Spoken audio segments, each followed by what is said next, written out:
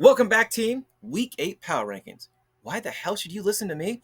Well, I'm 78 and 29 on the year. I'm pretty good at picking football. Also, I put the Colts number 1 last week. I'm pretty sure I'm the only one doing that now. Everyone's copying me. Or they're putting the lines up there. I'm pretty damn good at this. Pay attention. Join the winning team. In fact, welcome here to the team.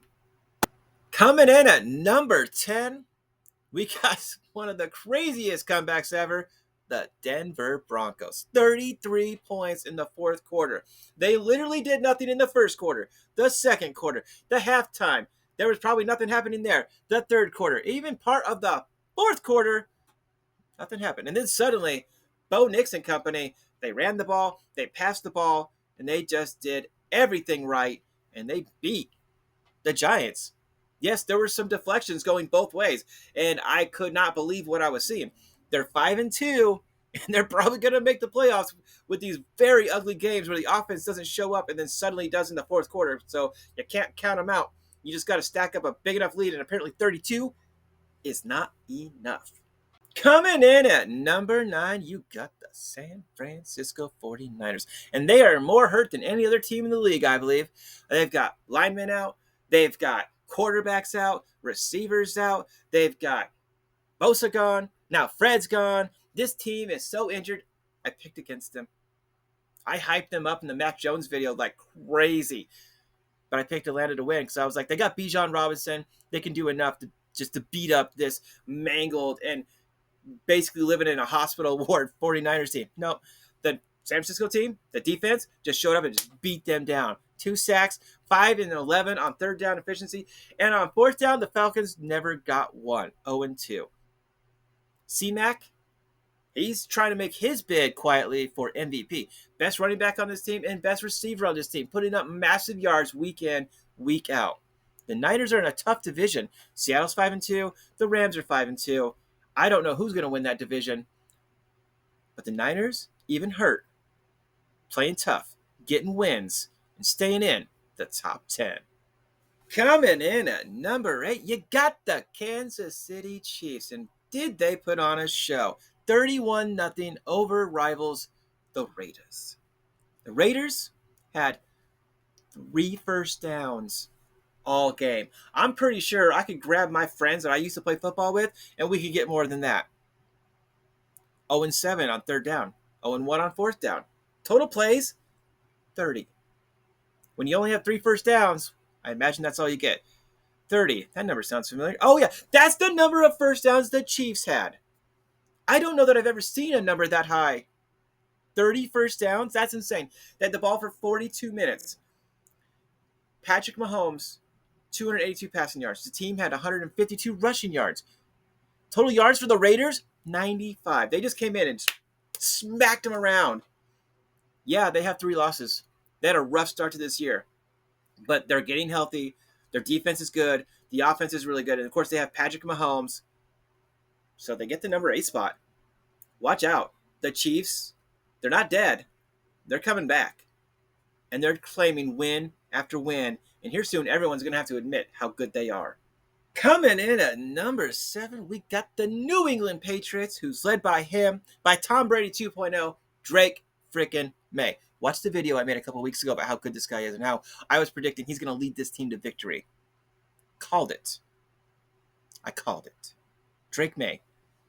21 of 23 for 222 yards and 2 TDs. Nearly perfect. But it's just not about Drake May. They also have a great rushing game. Stevenson, 18 carries, 88 yards, 4.9 yard average, 1 TD. He's not the only one running. Drake May had 8 runs for 62 yards. Jennings, 5 for 18. They do give other people chances. You know who they didn't let run the ball? The Titans. 39 total rushing yards. That's it. That's pathetic. I know the Titans have a lot of issues, but that's really bad. Third downs, 3-10. Fourth downs, 0-2. 5 sacks allowed.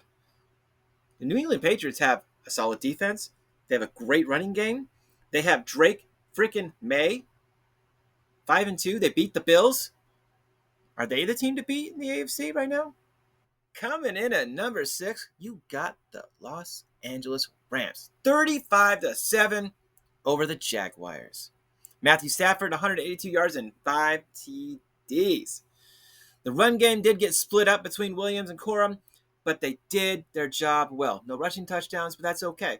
Everyone thought they were going to need to run the ball in. No Puka Nacua. But the receivers, Parkinson, 3 for 47. Adams, 5 for 35. And, 3 touchdowns.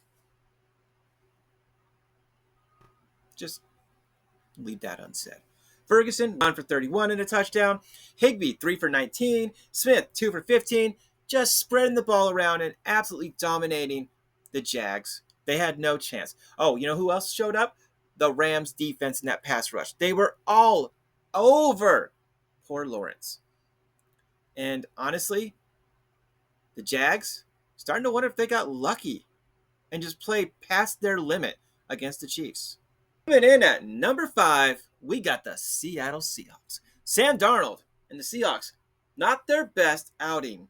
I wanted to rate them higher, but they didn't do as well as I expected they would for a 5-2 team. I know the Texans have a good defense, but Darnold, 17 for 31, 213 yards, yes, 1 touchdown, 1 interception, which almost put the Texans back in this game. Also, Kenneth Walker, I got him in my fantasy league. For the love of God, let the man score a touchdown. Please. Rush him, pass it to him, I don't care. Just let him score a touchdown. Please. Okay? But until JSN drops the ball, I don't think it's going to happen. 8 receptions, 123 yards, a 15.4 yard average, and 1 TD. The Seahawks are doing just enough to be in the top 5, but if they keep playing the way they are, and people pick off Sam Darnold, they might drop. Coming in at number 4, we got a team that was number 1 for a lot of people, number 2 for me, because I picked the Colts. Because I'm smart like that. We got the Tampa Bay Buccaneers. And man, are they hurting at the wide receiver position. Godwin, Evans, Ibuka, who did play tough, but they have a lot of injuries, and it is showing. Baker Mayfield, 28 for 50, 228 yards, 1 TD, and then 1 TD he overthrew that he wishes he had back. Y'all know what I'm talking about. And 1 interception. What was really bad is the run game. White, 10 carries, 38 yards. Tucker, 1 carry for 4 yards. That's it. That's it. You cannot win against higher level teams like the Lions with 50 passes and 11 rushing attempts. It just doesn't work. The Lions are just going to line up against you against the pass, which they did, and just shut you down. Tampa Bay is a team that can win their division and go to the Super Bowl. Potentially. Baker Mayfield, up until now, has played outstanding football and been putting this team on its back. And I've been saying that week in and week out, that he's putting the team on his back. 41 rushing yards, 4 out of 16 for third down efficiency. They did get 2 out of 5 fourth down conversions, 66 plays, so they have the ball plenty. The Lions had the ball 65 times. This is not a team that doesn't have the ball, whose defense doesn't work, or the offense doesn't work at all. This is a team that's just hurting, made a lot of mistakes, and has fallen down to the number 4 spot. And coming in at number 3, we got the future Super Bowl winners, 15-1-1 Green Bay Packers. I live, breathe, bleed cheese. Love this team. What don't I love? The offense and the way they played. 168 passing yards total. Yes, we had 19 first downs. We only had 94 rushing yards. I wish Josh Jacobs could just have a 100-plus yard rushing game once. Just once. Our third down efficiency, though, plaguing us all year, 3 out of 10. We cannot keep doing this. Our defense is bailing us out. 6 sacks on the day. Micah Parsons. 3 sacks, 10 quarterback hits, a career day. He was all over them, causing chaos and mayhem.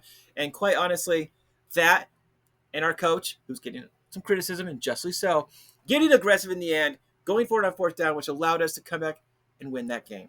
I do want to shout out our kicker, Haversick, 2 for 2, long as 61. 9 points. I mean, we've had some kicker issues, so this just makes me happy to be able to say how great that is. 100% on the day. Green Bay, you gotta stop hurting me. We're winning games. Man, it is stressful watching you. Please, just blow some people out. Please. Rodgers is coming up next week. That'd be a great statement game. I'm just gonna say that. Coming in at the number 2 spot, we got the Detroit Lions. And Gibbs was unstoppable. Tampa Bay had no answer. 17 carries, 136 yards, 2 TDs. That's 8 yards per run. That's almost the first down. That's almost the first down every time he touched the ball. That's so insane. Damn. Gibbs just getting it done. Goff, 20 for 29, 241 yards, 1 TD, and he did throw an interception. Gibbs getting it done. Yeah, he was also in the passing game. 3 receptions for 82 yards. This guy, he said, I am pissed about losing to the Chiefs last week in that BS game. And he came out swinging like a heavyweight champion. And this is all we're going to talk about is Gibbs and that little part about Goff. Because I believe that Gibbs, really, MVP of the game. First, second, third, fourth quarter, halftime, commercials, whatever you want to say. He was the best player. And arguably, it's him or C-Mac for best player of the week. That's how well he did. And C-Mac literally is one of the only people healthy on that team. The Lions, cruising forward, battling Green Bay for the number 1 spot. They're definitely making the playoffs. The Lions football team is very, very good at what they do. And to no one's surprise, because I put them here last week, at 6-1, the Indianapolis Colts with Danny Dimes himself, 23 of 34, 288 yards and 2 TDs, only eclipsed by the best running back in the league. I've been saying it for weeks, Jonathan Taylor. He only had 94 yards, but he had 3 touchdowns. And they're utilizing him in the pass game, one of 9 different receivers that Danny Dimes was throwing to. This offense was just on fire. They are a well-oiled machine. It doesn't matter who they go against. They put up points. And their defense, 2 interceptions against the Chargers team. Justin Herbert is a very good quarterback. They picked up 2 interceptions. Yeah, there's some work to do on this defense. The Chargers had 391 passing yards, but a lot of that came from them trying to come back because they only had 54 rushing yards. That's not a formula for success, Chargers. You were doing so good the first 4 weeks of this year, maybe even 5 weeks with a loss. The Colts' 4th down efficiency, 3 for 3. Coming in clutch when it matters. Getting it done, moving the chains. 24 first downs. That's a lot of first downs. That is effectively moving the ball against a team who just apparently can't stop you. All right, there you have it. That is my top 10. Here it is one more time. Number 10, Denver. 9, Niners. Number 8, Chiefs. 7, Patriots. 6, Rams. 5, Seattle. 4, Tampa Bay. 3, the Super Bowl champions to come, the Green Bay Packers. Number 2, the Lions. And number 1, we got the Indianapolis Colts. Tell me who I forgot. Tell me who you think should be in a different spot. Let's argue down in the comments so I can show you why I'm right. And welcome to the winning team. You are welcome here.